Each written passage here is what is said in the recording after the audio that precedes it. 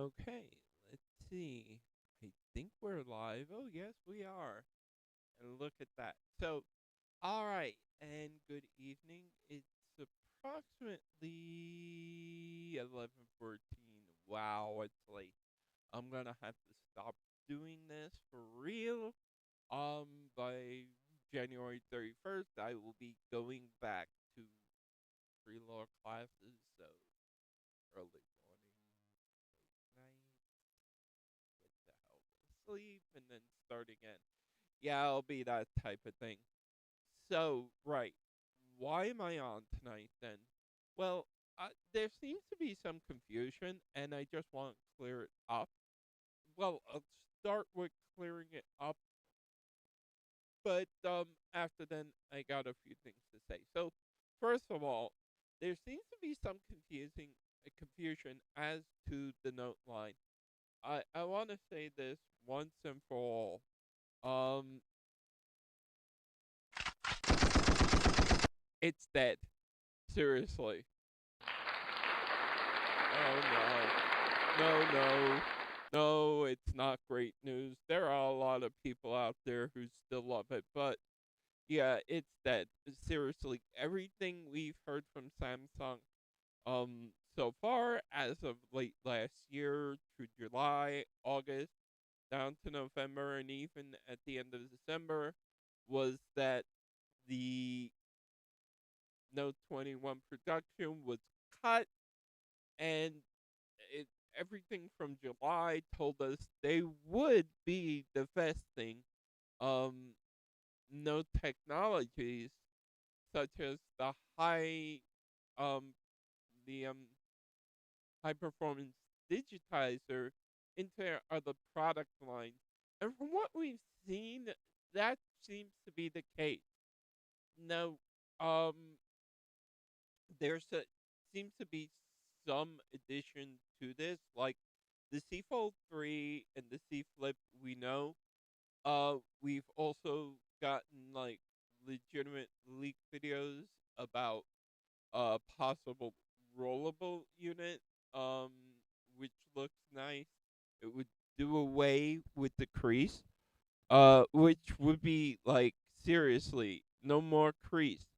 Um, it would be a great thing, but also, we're looking at the S22 lineup, which apparently will bring in a lot of the note nostalgia for those who just can't like break with trend to go over to like the Z Fold, for example. It'll give them that like home vibe. So the thing is, the S22 itself really will carry basic stuff. If anything, it'll have S Pen compatibility. The S22 Plus though is the biggest surprise. So the S22 Ultra is looking like it will out and out replace the Note itself. From what we're hearing, but the S22 Plus getting the same type of digitizer that was previously reserved for the Note, and that's only been seen on the S21 Ultra thus far, is the shocker. So I'm not going to like put too much stock in predictions, but I'm guessing the S22 Plus will be like a Note Lite. It'll be like this. You'll have the S22, which will be an analog to the iPhone, the S22 Plus, which will be an analog to the iPhone Pro, and then the S22 Ultra, which will be an analog to the iPhone Pro Max. So it'll sort of be in that like um and it makes sense. And honestly, for as much as um like Apple is predicting and promising for the iPhone 14, the most like devout fans who are also critical of Apple are saying it's not really all that stellar when compared to the iPhone 13. And in that case, we can expect to see the S22 possibly pull out ahead, which is a good note for like no fans who want to have that technological edge over Apple users. You'll get the latest technology, you'll get the latest RCS messaging standards, which is what iMessage tries to imitate so badly. Um, you'll get all that, and you'll get it on a pretty decent form factor. So that'll be nice. Um, whether it's enough to pull in more iPhone users or not remains to be seen. But this tug of war between Apple and Samsung is only here in the United States. Overseas, Samsung, I won't exactly say dominates over Apple, but they pretty much lead over Apple because Apple, in a world where get up and go and like my phone has to match the standards of everyone else type deal, it's pretty much like Apple just doesn't meet the grade, and that's a fact. And so it in that case, the Note is going to continue. The S22 will continue to lead, and the S22 B series will also be coming out with the new Exynos um lineup with the better cooling and better stabilization of the processor. So we could see a lot of benefit in that even, which would be quite interesting um when it goes up against like the other phone carriers like Y or Xiaomi, if Xiaomi can still compete in a lot of these markets. Um, so yeah, Samsung is definitely gonna like have its work cut out for them. I'm not saying that Apple is going to overtake them, definitely not.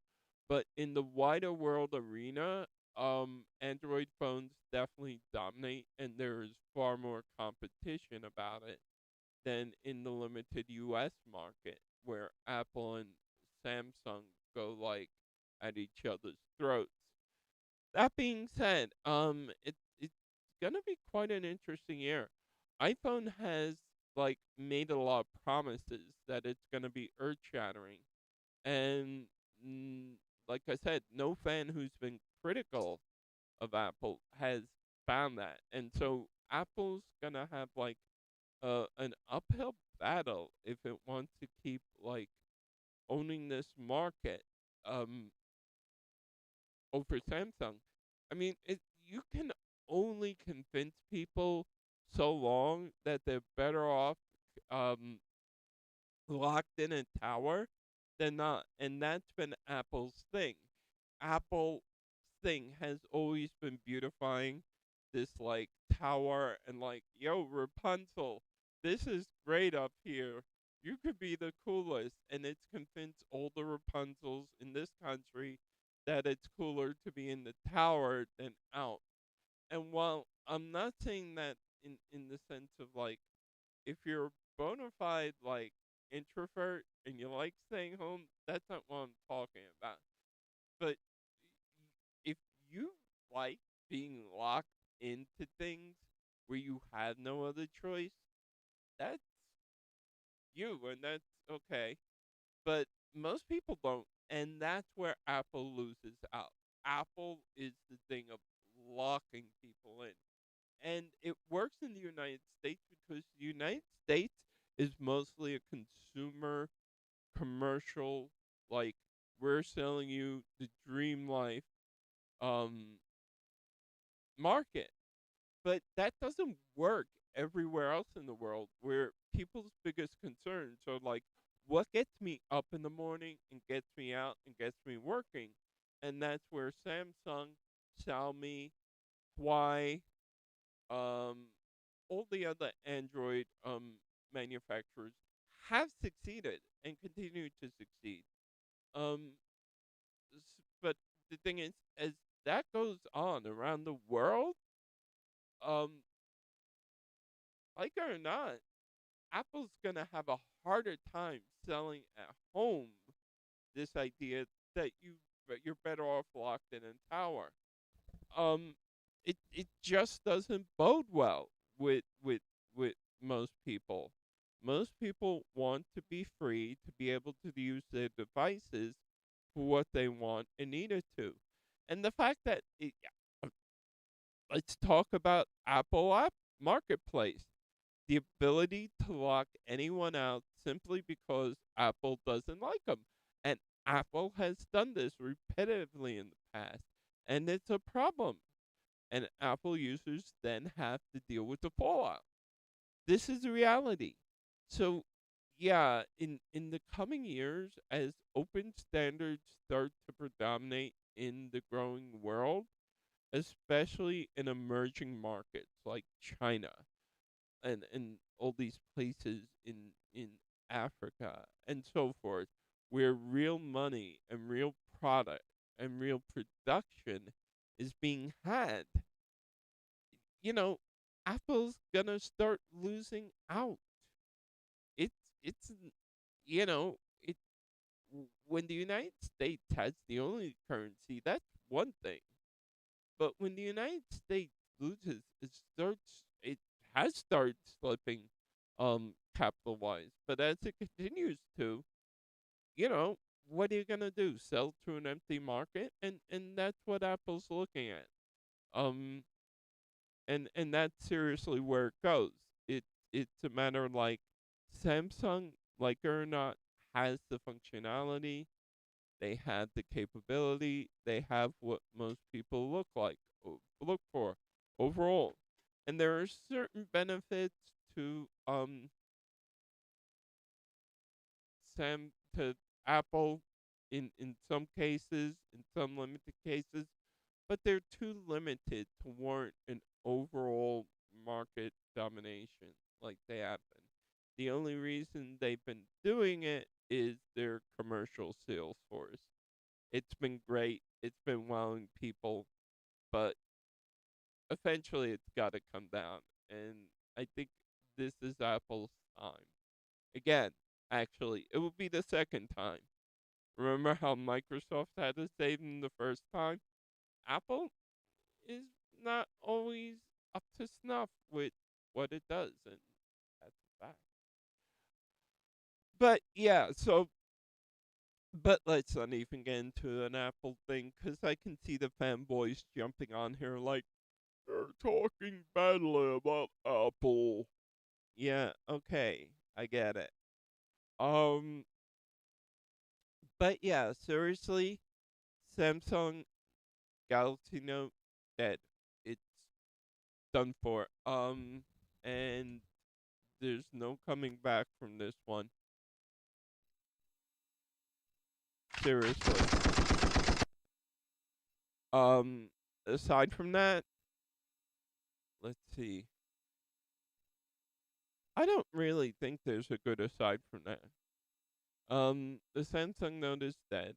Most of the investment of the technology is going to be in the actual foldables, the C Flip, the C Fold, and this new rollable Samsung comes out with next, if it ever comes out with it, and the S lineup, which will, for nostalgic reasons, take over the Note, at least as far as the Ultra and the Plus go.